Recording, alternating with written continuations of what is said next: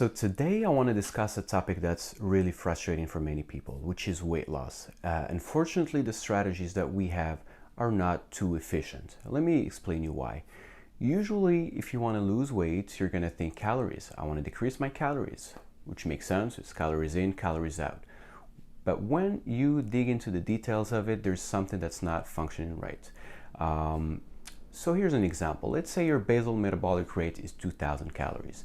Basal metabolic rate is whatever you require in terms of energy to function without losing or gaining weight. In that case, you might want to decrease your caloric intake by, let's say, 500 calories, which what usually most people do. Someone who wants to lose a few pounds, 10, 20 pounds, they're gonna go from 2,000 calories to 1,500 calories, for example.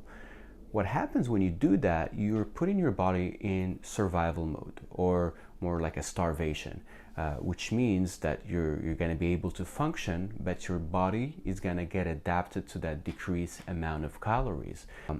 That adaptation is what's going to decrease the results that you're aiming for. So once you're getting your body adapted to function at 1,500 calories for many weeks, what happens is that you're going to be losing weight. That's going to happen after a few weeks of 1,500 calories. You're going to see that you're getting leaner, losing a little bit of fat.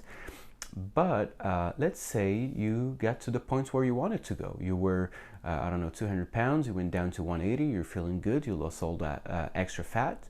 And now you're thinking, okay, I want to get back to my like a normal diet. I don't want to be always like starving. And let's say you get back to 1750, not necessarily 2000, what you were used to eating before. Now you're back to 1750. Just adding those extra calories for your body, that's like, no, I don't want it. It's now I'm used to functioning at 1500. And now you're going to start gaining weight again, and not even back to the normal metabolic rate you had before.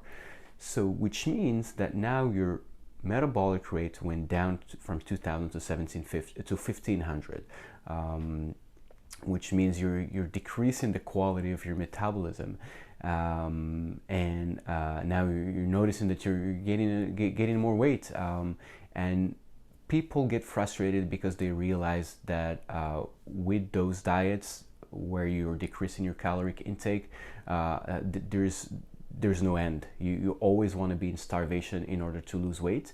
And what happens is people give up because they're hungry all the time, and they gradually get back to 1750, 1800, and then maybe like to what they're used to be eating before, and now they just gain back all that weight that they lost. And sometimes they gain even more weight because they're even hungrier. And that's not an isolated case. This is something that a lot of people experiment, and it's unfortunate because people are just misunderstanding how our metabolism works, how dieting works. And I want to share a few strategies that actually work.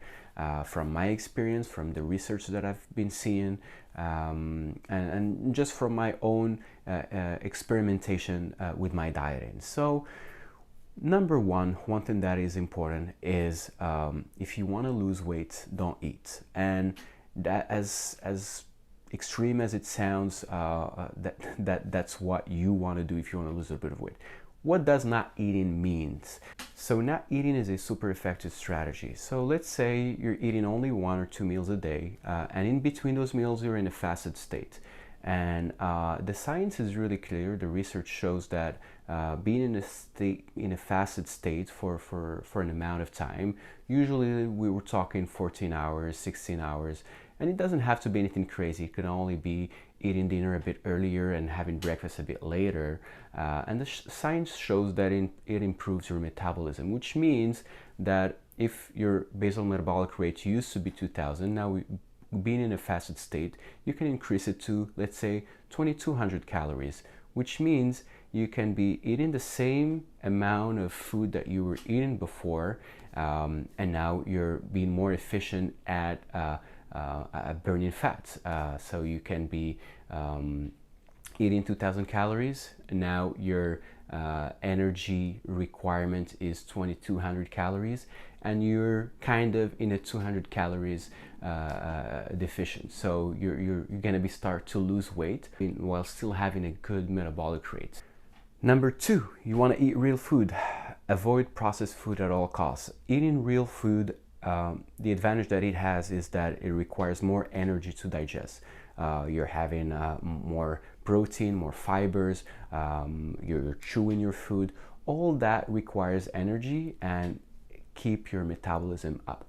And there's been some research showing that more protein in your diet improves your metabolism. So keep your protein up, eat actual food, and that will help you have a very good metabolism.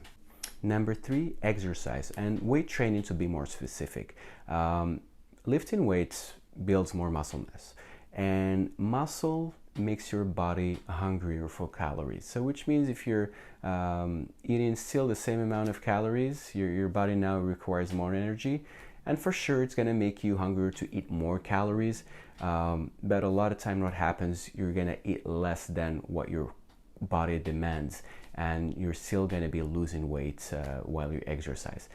And I want to talk about another aspect of exercise that is kind of misunderstood, and I see a lot of people at the gym checking their watch. Oh, I'm burning 200, 300 calories, and they're tracking how much calories they're burning in a session, and that's not the most efficient way to see the effect of exercise, because this is a very short-term effect. Yes, you're burning a certain amount of calories during a session, but what's really gonna make a difference is how much muscle mass you're building, because that's what's gonna carry on the results in the long run.